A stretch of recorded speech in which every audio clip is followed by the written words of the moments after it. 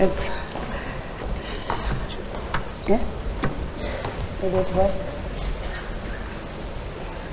I'm so short.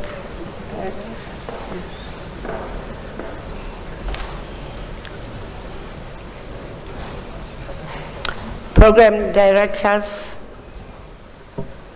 thank you very much for inviting me.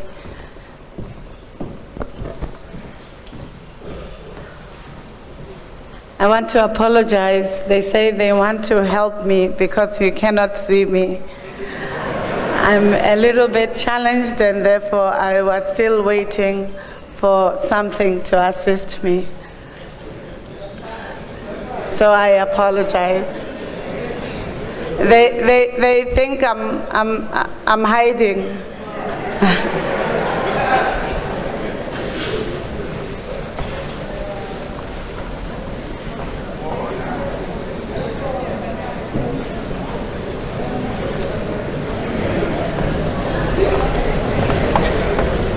Thank you very much. I have decided it's not me that you should see, but it's the message that the university is sharing. So I will proceed. His Excellency President Cyril Ramaphosa, the President of the Republic of South Africa, Deputy President Mr. Paul Mashatile, former President and Deputy Presidents, Mr. Godidiza, the Speaker of the National Assembly, Justice Mandis Maya, Chief Justice of the Constitutional Court, Cabinet Ministers and Deputy Ministers, Members of Parliament, Premiers, Mayors, various public representatives and public sector leaders, leaders of the University of South Africa and all sister universities, TVET colleges as well as community colleges, the eminent group as appointed by the President of the Republic, representatives of other institutions in the public and private sectors, members of the leadership of various civil society, the religious community, organized labor, business, women, youth, people with requirements for universal access who live with disabilities, members of the media, delegates of the convention participants, fellow South Africans from all walks of lives and all protocols observed. Sanbonan, Dumelang, Absheni, Salam Alaikum, Nimacheroni, Lochani, Khotsong. Thank you for the opportunity to welcome you all to this historic convention of the National Dialogue of South Africa. Today is yet another turning point in the history of South Africa. It is a day in which we set a process in motion to define the future that we South Africans, the world, and the people of goodwill would want for us. A process that will culminate in a comprehensive national dialogue in which all South Africans can remake the South Africa of their dreams. A process in which we can build sufficient consensus on the vision, plans, outcomes we would like to see. A process that can help us to reclaim our futures and the outcomes we would like to see. It will also be a process that can help us to reclaim our futures in respect to peace, human dignity, happiness for all. We know that the present and the future is born out of the past. Because of this knowledge, we know who we are, we know where we come from. We come from a past of many pasts. We come from struggle, from suffering, pain, and we come from hope. We come from oppression, violence, dehumanization, and destruction. We come from a deeply divided and unequal past, with many of its elements still defining our lives and our land. And yet at the same time, it is through the struggle that we could triumph over the evils of colonialism and apartheid. We do not only come from dispossession, poverty, and exclusion. We also come from wealth, health, and prosperity. We come from the rich histories and histories and cultures that make us one of the strongest and proudest nations in the world. We are the people of great imaginations, discoveries, and innovations in almost all facets of life, a people of full culture and respect for the natural environment. We also come from the women and the workers who have built this beautiful land over centuries. And as their descendants, we know that their blood, sweat, and pain should mean that we have a stake in the present and the future, and that we dare not fail or cower in the face of adversity and in the setbacks. No matter how insurmountable the setbacks of the day may seem, we must march on. We also come from spiritualism and believe that humanizes, affirms, and protects. It is a belief and the value system that says all life is of equal worth and everyone deserves a place in the sun. I'd like to repeat, all life is of equal worth and everyone deserves the place in the sun. That is who we are, a people of many pasts, a people of many shades, united in our diversity. A people in a place of many ebbs and flows, twists and turns in our continuous search for the greater freedom. Today we are confronting a reality of national hopelessness, restlessness, and stagnation, including the real declines in the many important indicators of human development.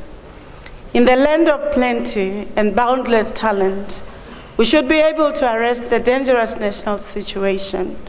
We have done it before, and we have emerged out of the most complex and opaque days of apartheid to build a new South Africa. This national dialogue process, which begins today, gives us a grand opportunity to find our true north again. I hope we take this opportunity to reclaim the great South African promise, a better equality of life for all, a governance system that works for all, a social coexistence that ensures that every South African can reach their full potential as human beings, agents of change, and masters of their own destinies. As the University of South Africa, we're truly honored and excited to be chosen as the seat of the first national convention that seeks to rebuild, reconnect, and reclaim the South African promise. In a true African spirit of Ubuntu, we believe that talking begins from the I. In order to talk, listen, and understand the next person, both friend and foe, you have to see them first.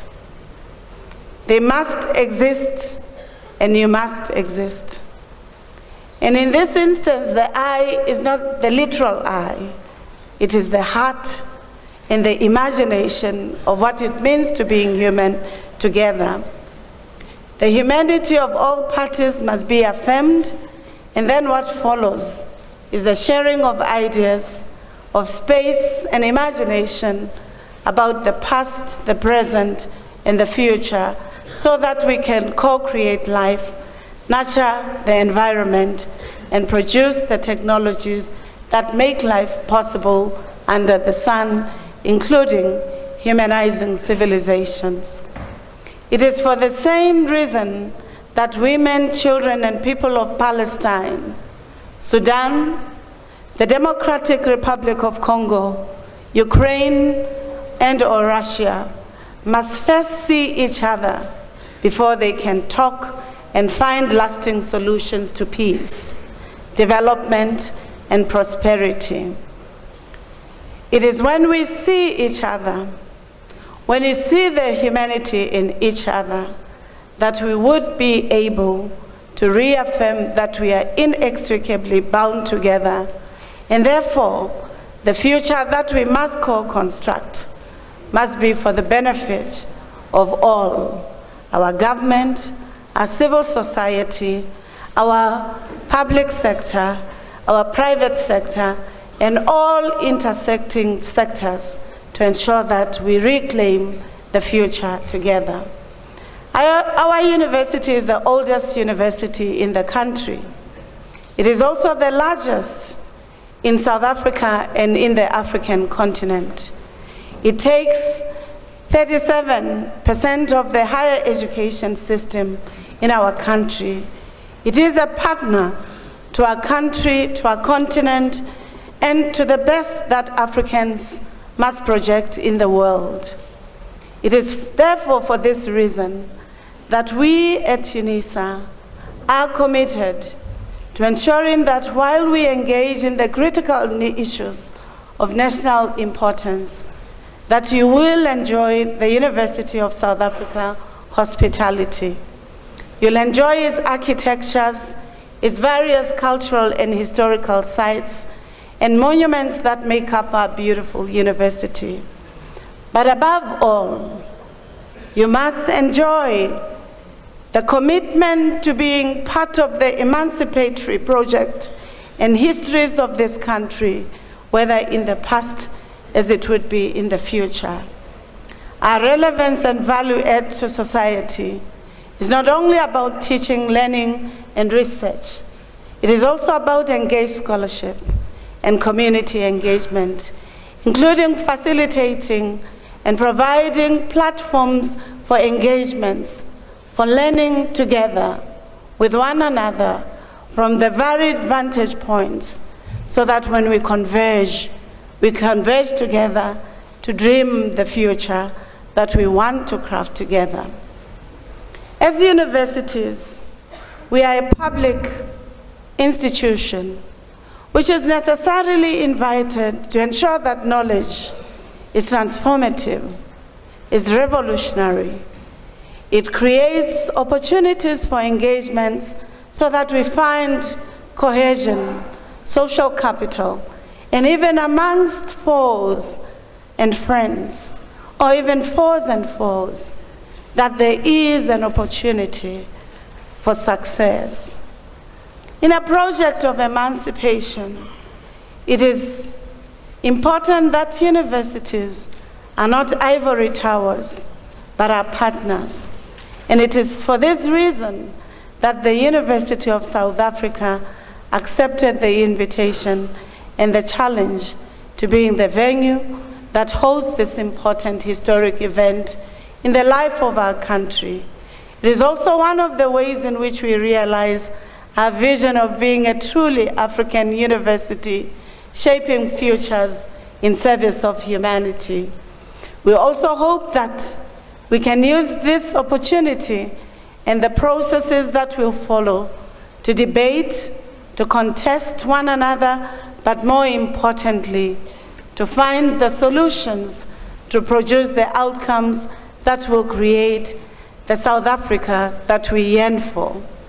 In our view, this is a dialogue of equals, and it should get us out of here feeling more energized and hopeful about the processes ahead and the South Africa that we yearn for. In his poem, Past, Present, Future, written as one word, the late poet laureate, Professor Khositsile, says, "There are cycles in the circle. I may even mourn my deadness or mourn your death.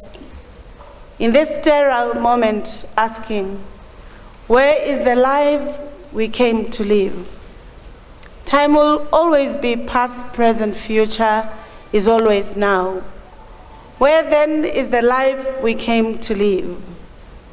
Welcome to the University of South Africa, the University of the land, the home of leaders, the home of the democratic presidents of this country, the home of President Mandela, President Beki, President Ramaphosa, who are the alumnus of this university, and we're quite appreciative. President Ramaphosa, you being the alumnus of this university, reminding us of the imperative that we should talk, we should engage, we should all bring our talents together to ensure that this country prospers, not only in the economy, but in the social compact, in the knowledge, in the technologies, as well as in the contribution that South Africa and Africa make in the world. Let me conclude with the words of our alumnus, the first democratic president, Ubaba Madiba, President Nelson Mandela, as he says, "May the sun never set on this glorious process. Let the South African promise flourish." Thank you. You're welcome to UNISA.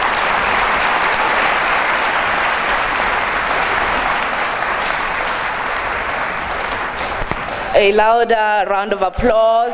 We're coming to you live from